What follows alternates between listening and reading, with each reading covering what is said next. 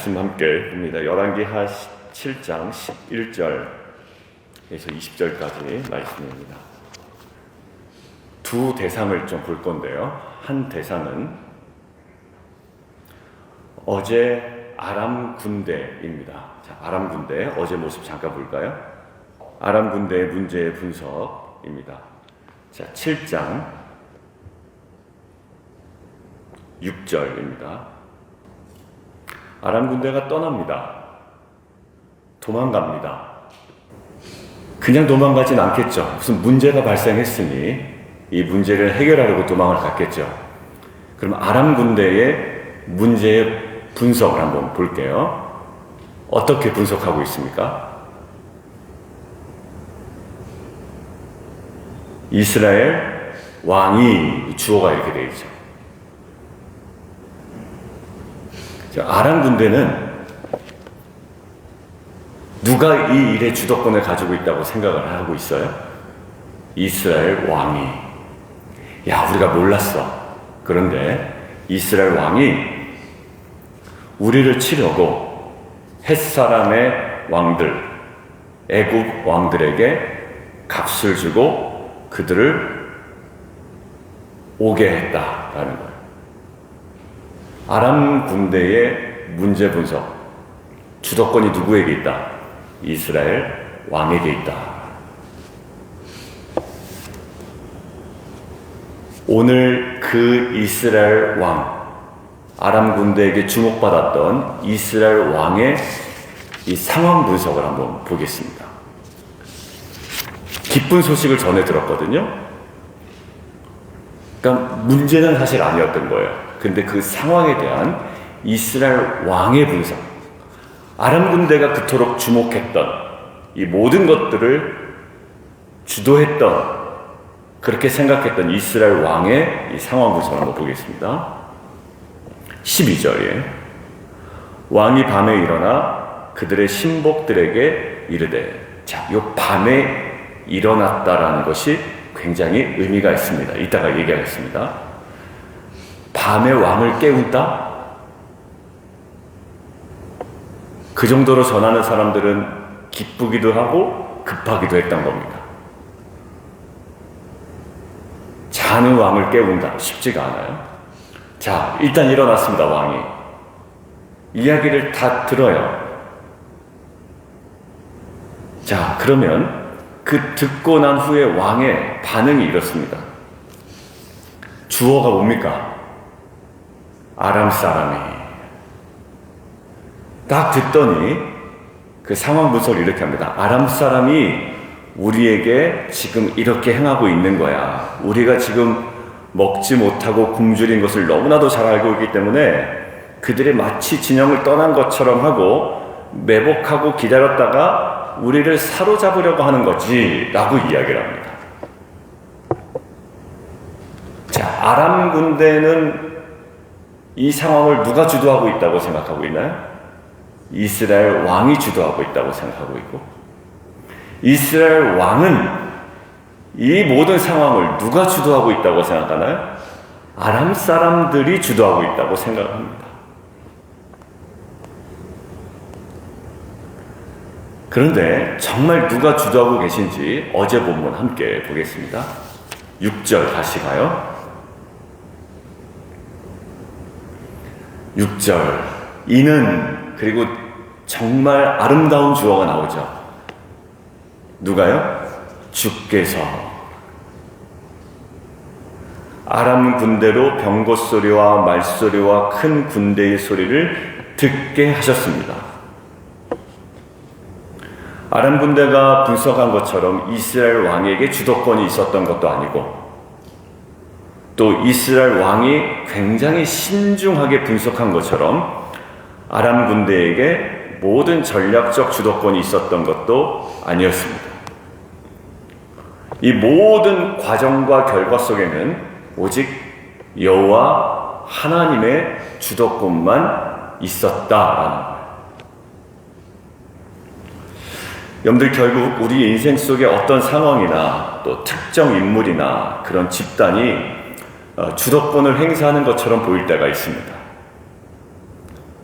그것이 우리에게 어떻게 보면 유리하거나 불리하거나 어쩔 수 없이 우리가 끌려가야 되는 상황일 수도 있습니다. 그리고 절대적인 영향력을 행사하는 것처럼 보일 수도 있습니다. 그러나 결국 상황과 사람과 그 모든 것을 통해서 이루시는 사건들은 오직 천지를 창조하시고 우리를 구원하신 하나님 아버지께만 모든 주도권이 있음을 믿습니다. 여러분들, 아무리 애굽왕 바로가 이스라엘 민족들을 억압하려고 해도 결국 하나님께서 모든 주도권을 가지시고 10가지 재앙들을 통하여 출애굽시키셨습니다. 그 당시 막강한 권세를 가진 바로 왕도 결국 하나님의 그 주도적인 능력 앞에 결국 무너졌죠. 예수 그리스도, 예수님 당시에 호적을 행합니다. 로마의 어떤 권세가, 정권이 모든 것들을 주도하고 있는 것 같습니다. 그런데 성경은 특히 마태복음은 이렇게 얘기합니다. 이것은 성경을 응하게 하려 하십니다. 십자가 사건도 마찬가지입니다. 그 모든 것들은 이사야에 예언된 그 하나님의 말씀을 정확하게 이루려고 합니다. 오늘 결국 결론은 뭐라고 강조하고 있냐면 16절입니다. 16절, 여호와의 말씀과 같이 되었고, 그리고 17절, 하나님의 사람의 말대로 죽었으니.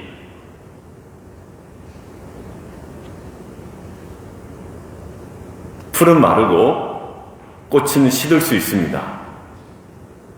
근데 오늘 다시금 강조되는 것처럼 여호와의 말씀과 같이 되고 하나님의 사람 말대로 죽고, 그리고 열왕기 상부터 계속 이어져 내려오는 것처럼 한 정권이 무너지는 것이 다른 정권의 반역인 것처럼 보이지만 열왕기상에 반복되는 표현이 있죠. 여호와께서 선지자 아이야를 통하여 하신 말씀과 같이 되었다라는 거예요. 나의 길 오직 그가 하시나니 나를 단련하신 후에 내가 정금과 같이 나아오리라. 물론 그 욥기에 있는 그 어떤 의미와는 약간은 다른 찬송가 가사지만 나에게 일어난 사건과 과정과 또 결과 속에 인간의 주도와 영향력이 가시적으로 드러날 수 있습니다. 그러나 보이진 않지만 우리의 주권자 되시는 하나님만을 신뢰하고 주목하며 나아가는 저와 여러분 되기를 주님의 이름으로 축원드립니다. 자, 두 번째요. 그렇다면 하나님께 모든 주도권이 있음을 아는 자에게 필요한 자세가 무엇일까? 자, 아까 이야기한 대로 여호와의 말씀과 같이 되었고 하나님의 사람의 말대로 죽었습니다. 내일 이맘때에 사마리아 성문에서 고운 밀가루 한 쌀을 한 세겔로 매매하고 보리 두 쌀을 한 세겔로 매매하리라. 이 말씀이 곧 전날이겠죠. 그런데 한 장관의 반응이 어땠다고요? 하나님께서 창을 내신들 하늘에 그것이 정말 이루어질 수 있겠나라고 이야기를 합니다. 어찌 이런 일이 있으리요? 결국 이 장관의 태도에서 가장 보이는 확실한 것은 뭐냐면 말씀을 붙들질 않습니다. 하나님의 주도권을 인정하는 자의 특징은 지금 두 번째 되죠. 하나님의 말씀을 강하게 붙듭니다.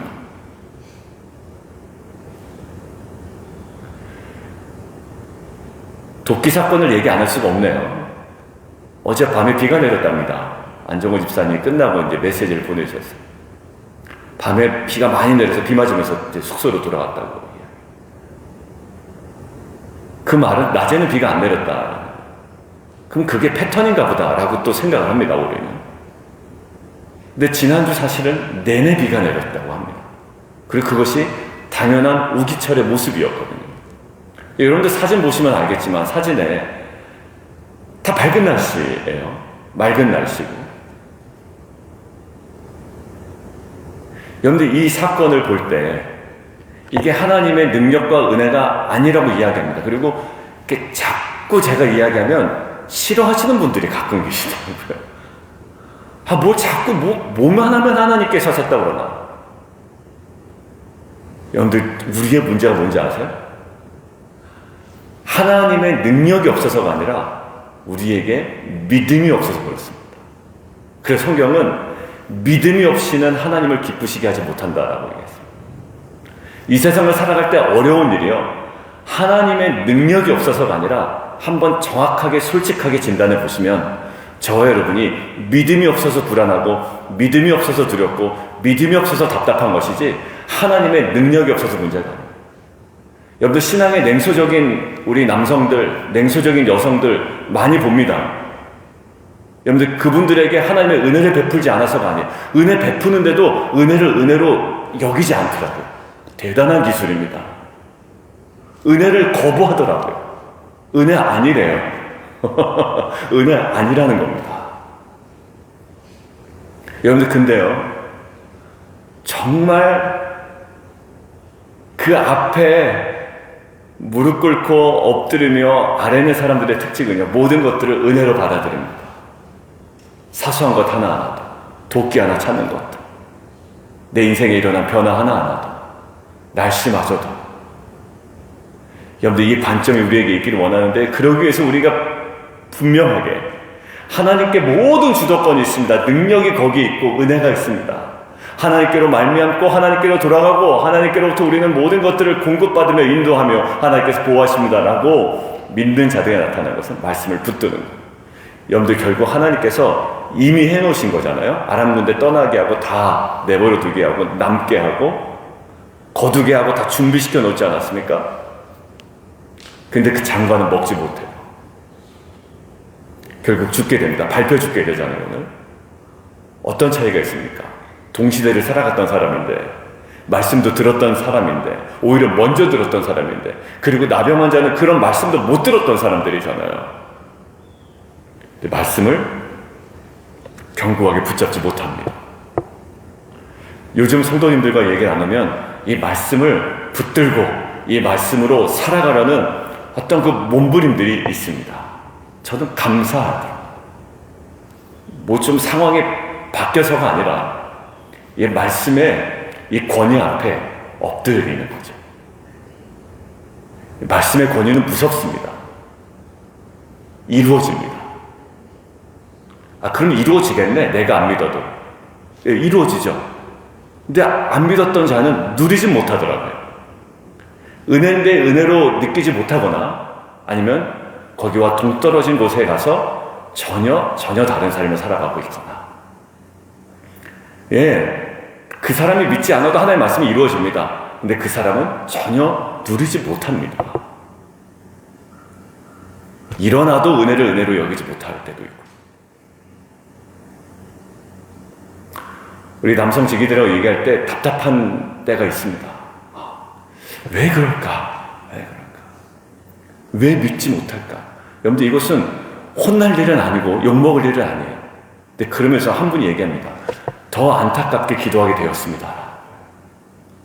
그분을 위해서. 여러분들, 결국 하나님께서 시작하셨고요, 하나님 말씀만 이루어졌습니다. 우리에게 필요한 것이 있습니다. 오직 우리의 인생의 주권자 되시는 하나님 한 분만 우리가 주목하는 거고요. 우리 자녀들의 인생 가운데 한 걸음 한 걸음 걸어갈 때도 그 자녀를 향한 하나님의 약속의 말씀을 우리가 붙드는 겁니다. 그리고 그 말씀을 자녀들에게 이야기해 주는 겁니다. 여기 뭐 수환이도 있고 우리 피로도 있는데, 피로가 뭐 이혜주 목사님하고 이틀 전에 만났다 그러더라고요. 그러면서 기도 제목을 내라고 했는데 이제 그 가정에서 계속 하고 있었던 기도 제목을 얘기를 하더래요. 그러니까 제가 그랬습니다. 수요일날 우리 남성 기기를 보고 있을 때 그게 엄마 아빠랑 다 이야기해서 아이들에게도 형성된 거 아니겠느냐. 개인적인 기도 제목은 아닙니다. 가정의 중요한 기도 제목이에요.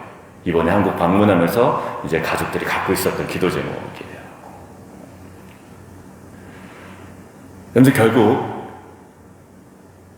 모든 하나님의 주도권이 자녀들에게 있습니다. 자녀들에게 있지 않아요. 그 자녀들까지도 하나님께 있습니다.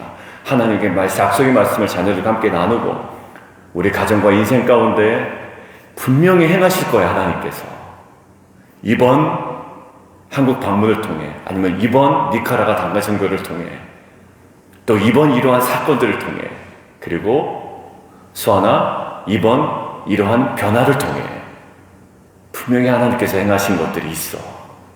이 약속의 말씀이 바로 그거였어. 흔들리지 않습니다. 그리고 거기에 대해서 더 하나님을 기대하게 됩니다. 여호수아에게 민족의 지도자라는 중책이 주어지죠. 우리가 지난주 주일날 말씀을 나눴습니다. 얼마나 부담되겠습니까? 고민도 해야 되고 전략도 세워야 되고 계획도 세워야 됩니다. 사람들 앞에 뭔가 지도자라는 인식도 심어줘야 됩니다. 왜? 리더십이 흔들리면 안 되니까. 근데 그럴 때 자꾸 자기 주도적으로 이렇게 뭔가 행하는 경우가 많아요, 우리 안에.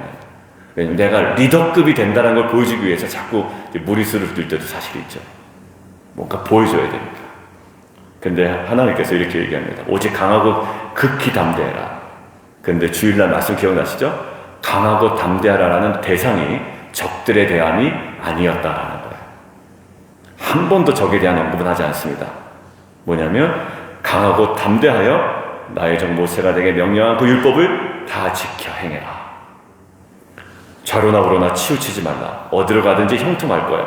내 율법을 내 입에서 떠나지 말게 해. 주야로 묵상해. 기록된 대로 다 지켜 행하라. 그리하면 길이 평탄하게 될 것이고 형통하리라. 내가 내게 명령한 것이 아니냐? 강하고 담대하라. 두려워 말며 놀라지 말라. 내가 어디로 가든지 내 하나님 여호와가 너와 함께 하느니라. 핵심 뭡니까? 강하고 담대하라. 힘써 대장부가 되라. 우리가 주일날 나눈 것처럼. 근데 대장부가 된다는 말이 뭐라고요? 똑같죠. 다윗이 솔로몬에게 얘기할 때 힘써 대장부가 되라고 할 때 무슨 얘기를 합니까? 사람들 앞에서 센 사람이 되라는 게 아닙니다. 야물딱지게 행동하라는 것이 아니에요. 똑같습니다. 그 말씀을 붙들고 사랑하고 지켜 행하라. 똑같은 메시지였습니다. 이것이 인생의 모든 주도권이 하나님께 있음을 아는 자의 믿음의 태도이자 자세입니다. 오늘 결론 맺으면서 한 가지만 더 보겠습니다. 여러분들 지금 하나님께서 사람들의 상황을 보고 이루어 가십니까? 아니면 모든 것 다 이루어 놓으셨습니까? 어제 제가 이것들이 강조가 될 때서 다시 녹음해서 새벽에 올렸는데요. 이미 하나님께서 이루어 놓으셨어요. 아람 군대에게 다 이상한 걸 듣게 하셔가지고 다 도망가게 해놓으셨습니다. 근데 압니까 모릅니까 사람들이? 아무도 몰라요. 아무도 몰라. 근데 누가 처음 알았냐면 나병아자 4명이 그걸 보게 됩니다. 그래서 첫 번째 어제 우리가 묵상했던 게 떠나가서 보는 삶에 대해서 우리가 나눴어요. 자, 근데 떠나가서 보는 삶이 처음에는 쉬울 줄 몰라. 왜? 어려우니까. 근데 두 번째, 막 먹고 마시고 감추고 이랬던 안주하기 딱 좋은 상황에서 떠나가서 그것들을 전하는 삶은 어렵단 말이에요. 근데 그들에게 의무감, 사명감이 생깁니다. 이것이 본인들로 하여금 죄책감을 느끼게 하죠. 그래서 우리가 지금 이렇게 있어서는 안 된다라는 생각으로 가게 되잖아요. 자, 무슨 말씀을 드리냐면 하나님의 말씀이 성취되고 있는 중입니다, 지금. 근데 몇 시간 안에 성취되고 있냐면 24시간 안에 성취되고 있는 겁니다. 왜? 내일 이맘때에 이렇게 회복될 거야 라는 거죠. 자, 24시간 안에 성취됩니다.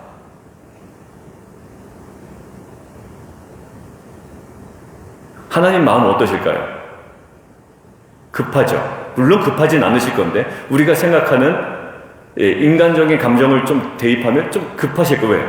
하루 안에 이게 하나님께서 일을 행하신다 할지라도 이것이 드러나야 되잖아요. 그러니까 인간들이 찾아 먹어야 되지 않습니까? 이것들을. 하나님 마음 급하실까? 이거 좀 가봐야 되는데 저 장소를 가서 좀 확인을 해야 이것들이 그들의 소유가 되고 그래야 물가가 좀 안정이 되는데 하나님 마음 급하실 거예요. 마치 이런 겁니다. 하나님은 구원하실 분들 다 구원하십니다. 근데 하나님 마음은 동시에 급하시죠. 누가 갈 거라는 거예요. 그러니까 요 긴장감을 아시겠죠? 우리가 안 해도 돼. 아닙니다. 하나님은 추수할 일꾼이 없으니까 추수할 일꾼을 보내달라고 이야기를 하라고 하십니다. 잘 생각해 보세요. 우리 교회도 아예 그냥 굴러가겠지. 아니요.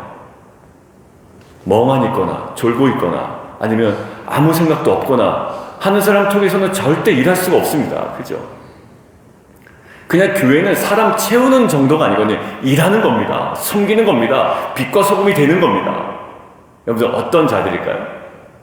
자, 하나님의 역사를 가로막을 뻔한 자가 나오고요. 하나님의 역사에 중요한 역할을 한 자가 나옵니다.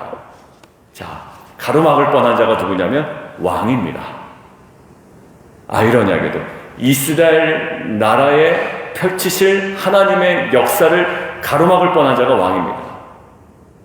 밤에 일어나서 듣고 그냥 집어치웠으면 하나님은 어떤 방법을 통해서 일하셨겠지만 오히려 내일 이맘때 회복되리라 라는데 가장 방해됐던 인물이 왕입니다. 왜? 그가 늦추면 늦출수록 사람들이 가서 보지도 못하고 사람들이 가서 누리지도 못하고 그 때문에 경제적인 회복은 오히려 늦춰지기 때문이죠. 근데 내일 이맘때에 모든 것들이 회복된다라고 할 때 이것들을 정확하게 쓰임받은 인물들이 있는데 어제의 그 나병 환자 4명이었습니다. 어떤 모습이었을까요? 9절이에요. 우리가 침묵하고 있도다. 이렇게 해서는 아니 되겠도다. 라고 하면 뭘 얘기합니까? 만일 밝은 아침까지 기다리면 벌이 우리에게 미칠지니 이제 떠나 왕궁에 가서 앉으자. 그러니까 이들이 우리가 좀 괜찮아진 다음에 하자 라든지 날이 밝은 다음에 하자. 아니, 이들은 너무 급했습니다. 여러분들 이 급함이 하나님의 역사에서는 아주 소중한 도구가 됩니다. 이들의 급함이 아니었으면 야 우리 날 샌 다음에 가자 라고 할 때 두 가지 가능성이 있는데 하나는 마음이 변할 가능성, 날이 샌 다음에. 두 번째는 날이 샌 다음에 가면 이게 거리가 따지면 가깝지 않은 거리더라고요. 보니까 가는데 한 반나절 걸리죠. 그럼 또 가서 왕이 듣고선 야 그게 뭔 소리냐 라고 또 지체하면 지체하는 대로 이것들을 확인하는 시간이 걸리죠. 왕은 이것들을 어떻게 보면 하나님의 역사를 가로막는 걸림돌이었습니다. 근데 그 모든 것들을 상쇄할 만한 사람들이 있었는데 이 나병 환자들은 이제 떠나자. 밝은 아침까지 기다리지 말자라는 거예요. 그 다음에 오늘 13절 한 명만 더 보고 마치겠습니다. 13절 그의 신하 중 한 사람입니다. 누군지는 안 나와요. 대답하이르되 청하건대 내용 정리하면 이렇습니다. 더 이상 우리는 잃을 것이 없으니 보내보죠. 그러는 거예요. 왕이 보낼 생각하지 않았습니다. 여러분들 너무 나이브하죠. 좀 우리 이거 합시다. 이런 시기입니다. 하나님께서 이런 타이밍을 주셨습니다. 라고 할 때 그냥 허허 웃고 맙니다. 답답할 노릇이겠죠. 하나님께서 이 시즌의 변화를 주시고 행하실 일을 잊고 이미 행하셨고 우리는 가서 확인해 봐야 되고 아침까지 발길을 기다리면 안 되는 때인데 허허 웃고 있습니다. 근데 이 신하 중 한 사람은 더 이상 우리는 잃을 것이 없습니다. 빨리 보내봅시다. 왕이 보낸 것이 아니라 이 신하 때문에 보냈습니다. 정리하죠.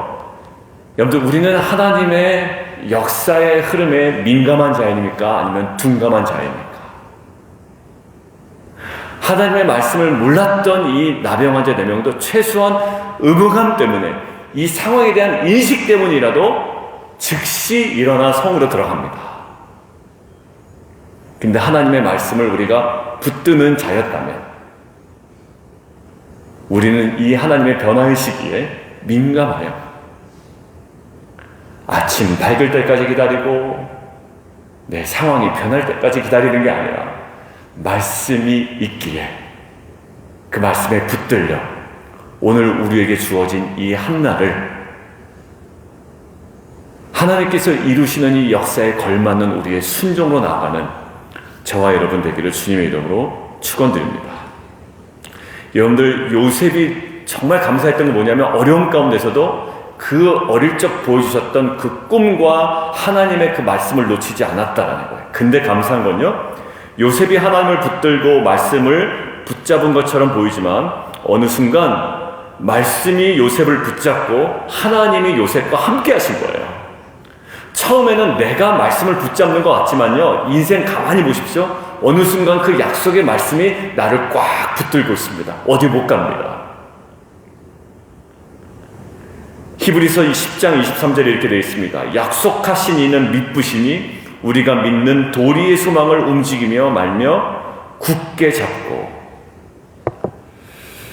마귀는 우리가 하나님과 그의 말씀을 의심하게 만들려고 노력합니다. 무슨 그런 일이 벌어지나, 그거 다 아람 군대가 한 일이지. 그러나 절대 단념하지 마십시오. 오직 어떤 상황에서든지 하나님의 말씀을 붙드시기를 바라고요, 이제는 그 말씀이 우리 인생을 붙들어 이끌어가는 은혜를 누리는 저 여러분 되기를 주님의 이름으로 축원합니다. 우리 함께 기도할까요? 우리 함께 기도할 때 상황이 어떠하든지 간에, 누가 뭐라고 하든지 간에, 누가 어떤 상황을 주도하든지 간에 결국 이루어지는 것은 하나님의 말씀입니다. 여러분들, 공동체에서도 조직에서도 보면 막 정말 주도하려고 엄청 노력하는 사람들이 있어요. 이걸 내가, 이 조직을 내가 내 뜻대로 끌어보겠다. 어느 정도는 되더라고요. 어느 정도는. 그 사람이 워낙 강하고 세고 영향력도 있어서 어느 정도는 되는데요, 결국 뭐만 이루어집니까? 하나님의 말씀만 이루어집니다. 담임 목사가 처음에는 순수했다가 망가지는 경우가 있어요. 그래서 자기 주도권 가지고 뭘 하려고 하고, 또 돈을 착복하고 뭐 여러 가지 것들이 있잖아요. 결국 다 드러나게 마련이고요. 결국 하나님의 의도와 뜻만이 드러납니다. 그것이 어떤 것이든 무엇이든지 간에 그 영원하신 하나님의 말씀을 붙들고 날마다 그 말씀과 임재 앞에 돌이키는 삶을 통해 하나님의 참된 계획과 이루심을 경험하는 우리 모든 성도와 공동체가 되기를 원합니다. 그리고 하나님의 계획을 지체시키는 걸림돌이 아니라 하나님의 계획을 이루어가는 이 4명의 나병 환자와 오늘 그 신하의 모습처럼 하나님 그 약속의 말씀에 민감한 하나님, 우리 공동체 또 순종의 자리로 나가는 귀한 성도 되게 도와주십시오. 우리 주님이랑 한번 우리 함께 기도합니다.